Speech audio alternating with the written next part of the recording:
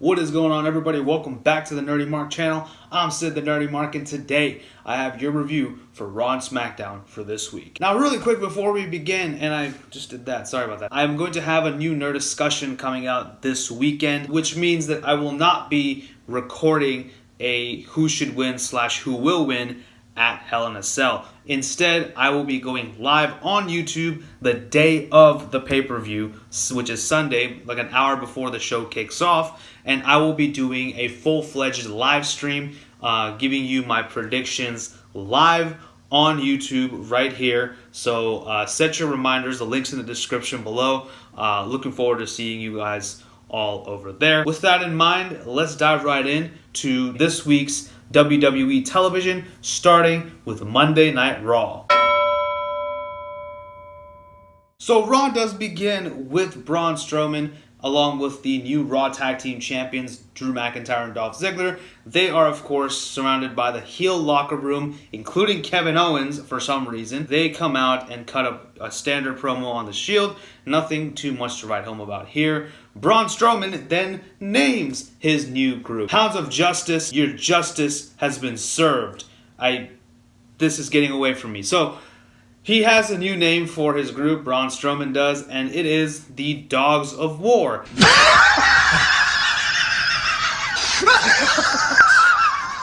the crack talk. So, this brings out the Shield. They come out, they beat up the entire Raw locker room, and Dean Ambrose produces a bag filled with axe handles. Okay, so they actually took the time to take the blade off of the axe and just bring the actual handles of the axe. This, of course, leads to a backstage segment where the acting GM, Baron Corbin, tells them that if they do not leave the premises, I have 4 security guards that are ready to escort you, and Roman will forfeit his Universal title and Seth will forfeit his Intercontinental title. So all of you, get out of here. So that's how the segment ends.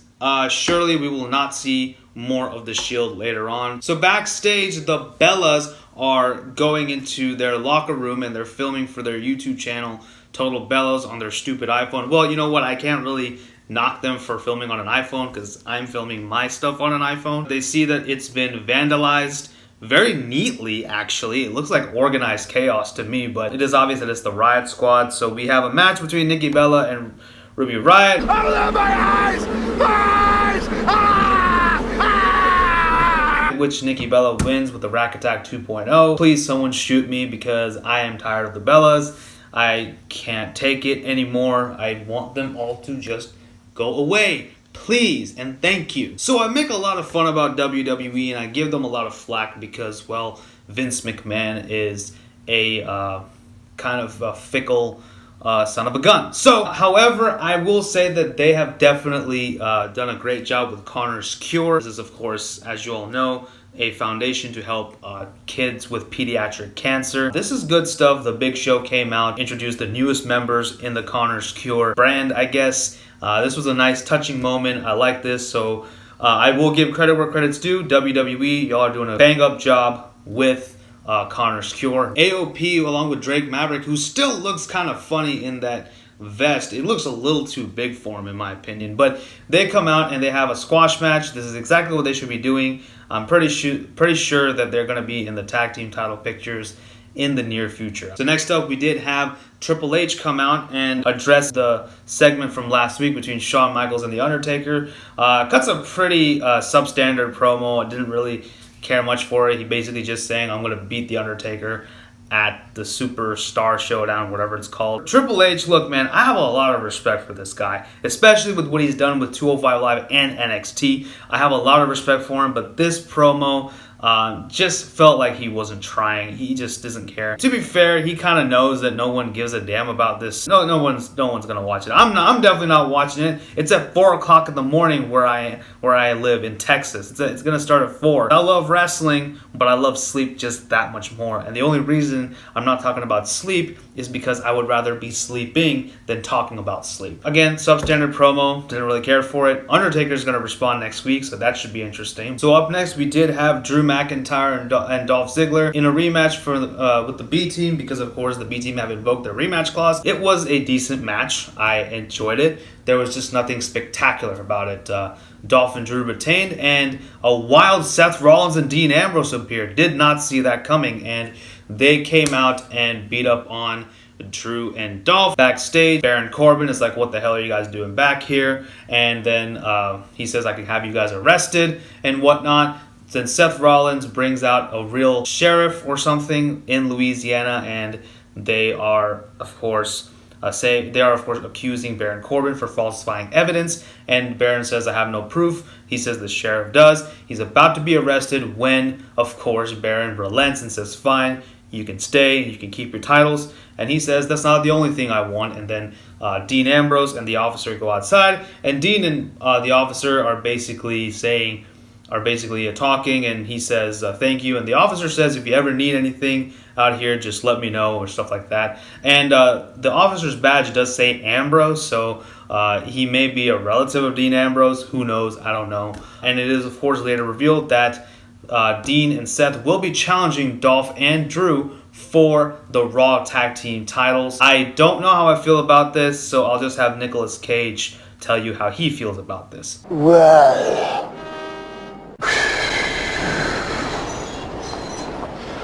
just thought I should tell you. Okay, let's load up my mind. So I forgot to mention, the talk of Dean Ambrose, and then it reminded me of his wife, Renee Young. She is, of course, a permanent fixture on Raw commentary right now. Thank God she is replacing the coach, and he is, of course, going to be on the pre-show panel, so we'll just only have to tolerate him for 2 hours every month. So that's actually quite a bit of an upgrade. Renee, she's not like, anything spectacular. I'm sorry. But I do like her in commentary, and I do prefer her quite a bit more than Coach, because Coach, I don't know, he just sounds so bored at times. I don't blame you, because Monday Night Raw, with all its inconsistencies, can get a little boring. I feel that this is a good change. She's like the first woman on the commentary table. It's a historic thing. Personally, that's cool, but I just am glad that Renee is getting a much better time to shine, and I think she's actually pretty decent. I feel like she's a little bit more invested in all the matches happening. Even if she's not, at least she's pretending like she is, so that's a good thing. So Renee Young, congratulations. Looking forward to seeing what else is in store for this lady right here. Tyler Breeze and Kevin Owens are supposed to have a match next, but that never happens because Kevin Owens just brutalizes Breeze for like a couple of minutes. Then he gets on the mic and then he explains why he came back last week. This is actually exactly what I was looking for. Hence, this was my favorite segment of Raw. He explains that Baron Corbin had begged him to return to WWE and not quit. And Kevin Owens said, I will come back on one condition, and it is that I am not held accountable for what I do to any of the superstars. He's been having a rough year, rough 2018, and it's because of Bobby Lashley, starting with when he, of course, injured his friend Sami Zayn. So now, obviously, Bobby and Kevin are apparently going to be in a program together, so that should be interesting. I'm excited about that. And it looks like we're getting Psycho Kevin Owens back. It looks like we're getting him going back to like the prize fighter gimmick that he had in NXT, or maybe even going back to the Kevin Steen gimmick that he did back in Ring of Honor. I would like to see either one. And speaking of Bobby Lashley, it looks like he and Leo Rush are going to be teaming up together. Maybe Leo Rush will be like his manager or something. I'd like to see that. That would be pretty cool because I love Bobby, but he kind of sucks on the mic. He kind of really does. He comes off as a bumbling fool sometimes. So I kind of don't like that. So I'm glad Leo Rush is hopefully going to be kind of like his mouthpiece. It's interesting to see how some of the 205 Live roster is kind of bleeding into the main roster, with Drake Maverick, Drew Gulak, who was in the first segment with the entire heel locker room, and of course now Leo Rush. So this should be interesting. I'm looking forward to see what they do with the Cruiserweights and the Raw roster and even the SmackDown Live roster. We now get a rematch from last week between Bobby Roode and Chad Gable versus the Ascension. Pretty much a squash match. I would say it was a little bit more competitive than the one last week, but I mean, it is the Ascension, so they're going to lose. I'm interested to see the dynamic between Chad Gable and Bobby Roode. I mean, they did win the match when Bobby was trying to go for the Glorious DDT, but Chad tagged himself in and hit his finisher. So are they already setting up dissension between the two? Because that really doesn't make any sense. If that's the case, there are reports that James Storm is coming to WWE. Of course, obviously, he's probably going to go to NXT first and then come up to Maine. But if that's the case, I mean, I would not mind seeing Beer Money be formed again. We then had Ronda Rousey teaming up with her best friend and trading partner, that's important, Natalya, to take on Alexa Bliss and Mickie James in a pretty decent match. I did enjoy it. Now, early on, they did hit the heart attack on Alexa, so as a tribute to Jim the Anvil Neidhart, which was a nice touch. Throughout the match, Alexa and Mickie do work on the ribs of Ronda Rousey. Ronda does win with the armbar to Mickie James, but Alexa does come in, kick her in the ribs, and make the heels stand tall. Elias makes his way into the ring next and continues to trash the city of New Orleans, which is where Raw is taking place. And he is about to continue when Mick Foley comes out. That's right, the former Raw general manager, Mick Foley. He comes out. But before this, they did have one of many promo packages. There was quite a few of them on this week's episode of Raw, including the one for Jeff Hardy and Randy Orton, Charlotte and Becky Lynch, Alexa and Ronda, Miz and Maryse versus Daniel and Brie Bella. So, I mean, a lot of promo packages. Of course, this was the best one. The one where we had the first Hell in a Cell between Mankind and The Undertaker, and just the physical punishment that The Undertaker put Mankind through, and Mankind, aka Mick Foley, of course, still kept on. That was just crazy stuff. So Mick Foley, of course, has returned, and he has a special announcement to make. He begged with Stephanie McMahon to be able to make this announcement, and she finally had relented, and he is now going to be the guest referee in the Roman Reigns versus Braun Strowman match. I don't understand why he needs to be involved in this match. He really has no heat or any sort of storyline between the both of them. I don't know why he was just kind of thrown into there. I guess it's just more of a reason for people to get invested in the match, because hey, when all else fails, just throw in a legend in there, right? Because that's how you do things. That was kind of weird, but of course he did say that since Baron Corbin is busy as the Raw GM, he was allowed to book one match, and that match is up next, and that is Finn Balor versus Elias, which was decent. Finn Balor won with the coup de grace pretty handily. I don't know where they're going with Finn Balor either.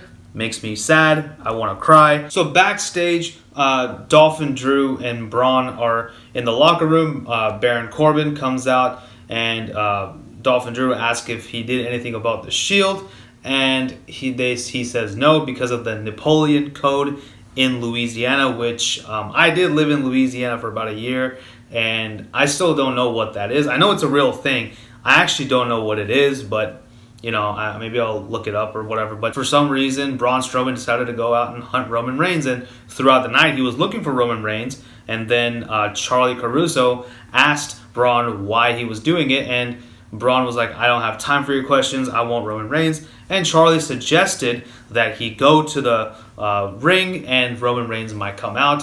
And he says, yeah, that's a good idea. That he comes out, calls out Roman. Roman stands atop of the announcer table.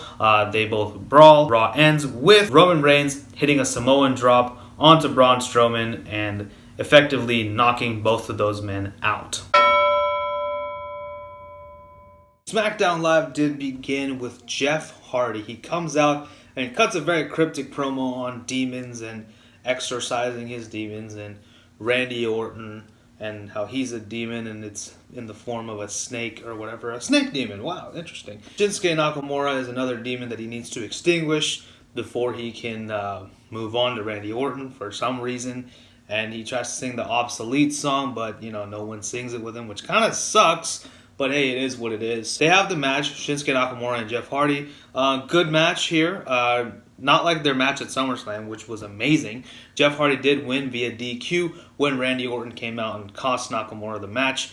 He attacked Jeff Hardy. So obviously, like I said, Jeff wins. They have a brawl, and Jeff Hardy, of course, eventually gets the better of Orton, and he beats him up with a chair, twist of fate, Swanton Bomb. And by the way, during the match, he hit a whisper in the wind. Like, holy crap, we haven't seen that in a while. So either he is lying about his issues with his leg and everything, or he just doesn't care. So and he just wants to die doing flippy stuff. So it's up to him. That is what it is. So yeah, this was cool. I like this. I'm liking this build to this Hell in a Cell match.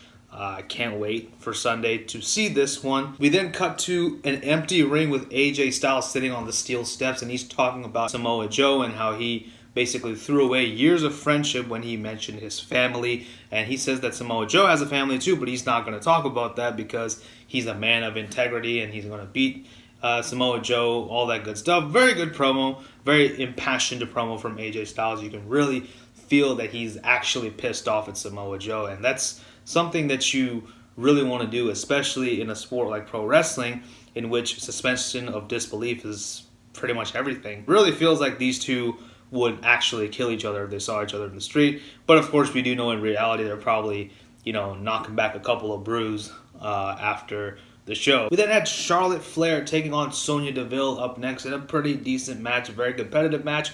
Both women definitely brought it to the table, but the match did end when Charlotte hit the figure 8 on Sonya Deville, who tapped pretty much instantaneously. Then she goes out to take selfies with a couple of fans, and then she's attacked by a wild Becky Lynch, who was disguised as a member of the WWE Universe. She comes out and leaves Charlotte bloodied and battered and bruised. Well, not really bloody, but battered and bruised. So she's been doing a lot of these sneak attacks. First of all, are they still continuing the whole, you can pick whoever side you're on, or are they completely turning Becky Lynch heel?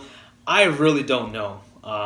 And Becky Lynch hasn't really been wrestling a lot since turning on Charlotte. So I'm interested to see what they do. This has got me thinking, I think she's getting new theme music.